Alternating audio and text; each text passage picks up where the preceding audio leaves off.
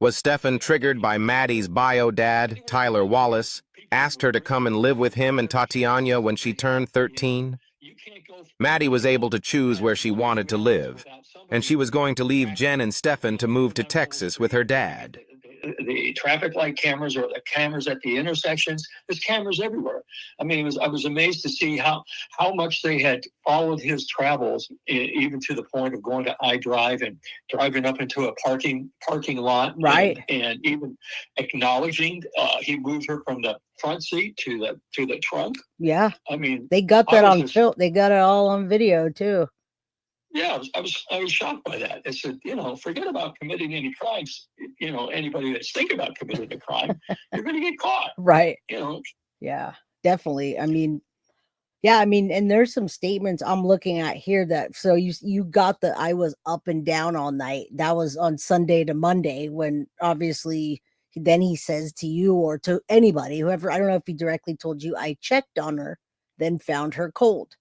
And so by hearing that story, you think that he cared for her, but it was an accident, right? I mean, well, at some point that accident turns into something more serious, because if it was an accident, right, and he allowed her to pass, yeah, then that now becomes a different motive. He had the ability to, if she was suffering, he had the ability to call an ambulance and seek immediate medical attention. But I think, again, the reason why he didn't do that is because he didn't want discovery made of what was on his phone. He was covering it. He did all this to cover up the essay, I'm sure. Right. But again, don't know what the motivating factor was for his panic Saturday night, and I'm not sure. Again, it's possible that it carried over into Sunday. Maybe she was telling him that she was going to go live with her father in Texas, and maybe he didn't like that, or maybe there was a threat made to him for his safety. Safety meaning that not being discovered. Right. It could be any of those things. Don't know until I ask him.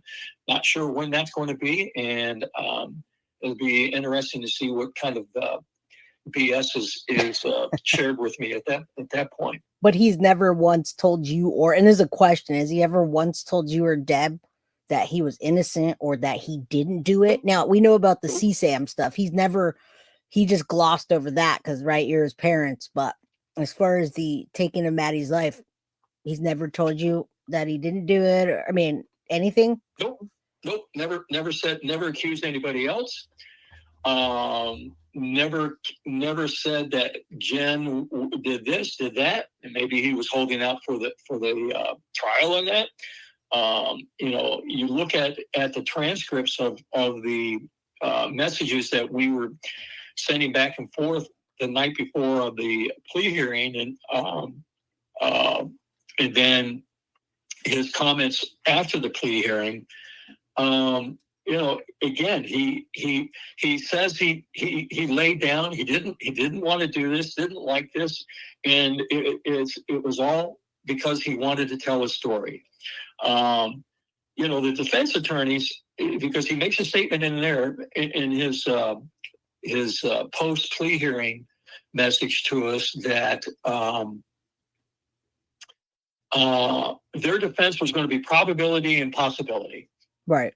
Well, that wasn't a defense, because what they were going to try to do is present a scenario to the jury. Their defense was going to present a scenario to the court, to the jury, that, well, here's a possibility.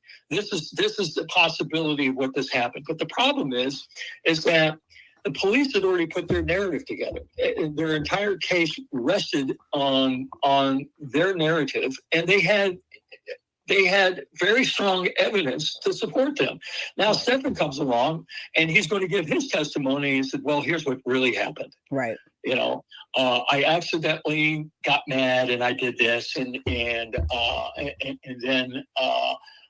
it was an accident. I didn't mean for that to happen, but it did. But he didn't do anything to prevent her from passing. Right. So, nobody's going to buy that. And, No. it's well, maybe we can poke holes in the medical examiner's report. Well, by the time they discover the body, again, based on what I'm hearing and reading, is that the body had decomposed to the point that they couldn't dispute what the EME said, and whatever the EME said stood firm. They even got a medical examiner expert to review it. He goes, I don't think so. I'm not touching this with a 10-foot pole. Right. So he was dead in the water. For him to accept that plea deal, if he wanted to avoid the death penalty, because if he went to trial, I'm pretty sure they would have found him guilty and given him the death penalty. Right. So this was his ticket out of that. Right. But he was whining about it. But you know what I find interesting is that it's almost eerily interesting is that when he did attack you one of the times, he went for your neck and choked you or whatever. I mean, that's not a typical response when you're fighting someone. We all been in a fight and you don't typically go to choke somebody. And so it's interesting that ultimately, I mean, that was the ruling of Maddie's death was strangulation, asphyxiation. Her hyoid bone was broken. I mean, did you ever see the autopsy at all? I mean, you don't have to say. No, but I know about the hyoid bone being broken. Okay. Yeah. So, yeah, when you told me those stories about him attacking you and going for your neck to strangle or choke you or whatever, that's immediately my thought that was a good possibility. That's what he did to Maddie. Now, I can tell you this, I never felt in fear of my life when he did that because he never put a strong enough hold on my neck in order to, cut my wind off or that I felt threatened. Right. And I could tell he was restraining himself, and I'm not sure why he was doing what he was doing, unless it was for dramatic effect or what have you. But I guess if I continued taunting him, I guess I could have gotten him to tighten up a bit. But I sometimes just, like I said, I pushed his buttons and set him off. Right. And you're a grown man. You were a grown man then, and Maddie, was 13 years old, and we know that age that you're delicate still, right? You're still growing. You're small. He's 6 foot. What? I don't even know how tall he is, but he's a big guy. He was taller than me. Yeah. He's a big guy. He was, at least 6'1", maybe 6'2". Yeah, and he's lost weight now, but wow. So I mean, I'll ask you while I have you here. What do you think about Jen? And I just want your clear, and people might not like it, what you have to say about her involvement in any of this. But what do you think? She's so my impression of Jen is this. First of all, I think it was interesting that she told me everything that she had, the conversations with the sheriff's detectives, and shared with me. They found these photos. They even showed her the photos, and yada yada. But at the end of the interview, they told her they were arresting Stephan. Right. And she never disclosed that to me. She was out of the jail. I was done with my interview. I was taking her down to Kissimmee to go home, and she never disclosed to me that they were arresting Stephan. Really? I found that out after it was released in the news. We got a lot of our news from the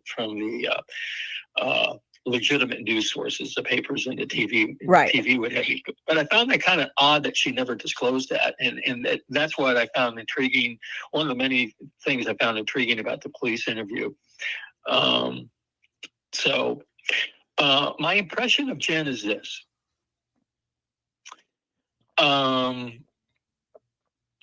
It's quite obvious to me that she was just totally oblivious to the essay. Okay. And she was definitely oblivious to the death of Maddie, because you don't see her in any of these videos. You just don't hear any mention. And the fact that these roommates are there and none of them heard anything, none of them saw anything. She's sucking up whatever Stephan told her, and so she's sitting there with the police at her mother's office Monday night, and then the TV interview, and she's trying to gather her thoughts because all she's got to go by is what Stephan told her. Yep. She's not part of this. Right. She's going by what Stephan told her. And so again, when you put all this together, she's just a dumb person, a potato, and just totally oblivious to the essay. Now, I still don't hold out for the possibility that maybe there was something going on. There was some sort of criminal enterprise, because the one thing that really baffles me was where Stephan was getting the money for all these packages. Right.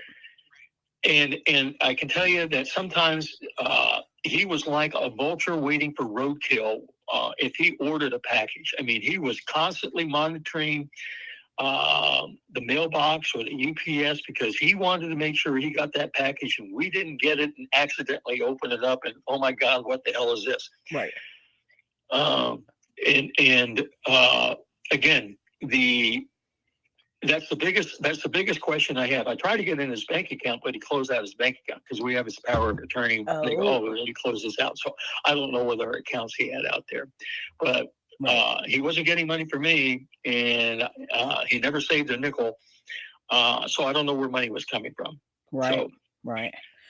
Well, unless he was doing something nefarious on the internet, and that, I've told that multiple times. And if the legal system didn't kill him, we would have, because if you think about, we've all seen or heard these horror stories where somebody's doing something like this, and police storm your house and they take you, they handcuff you, they put you out in the front lawn. And so now, here Deb and I are just sitting, innocent bystanders, right?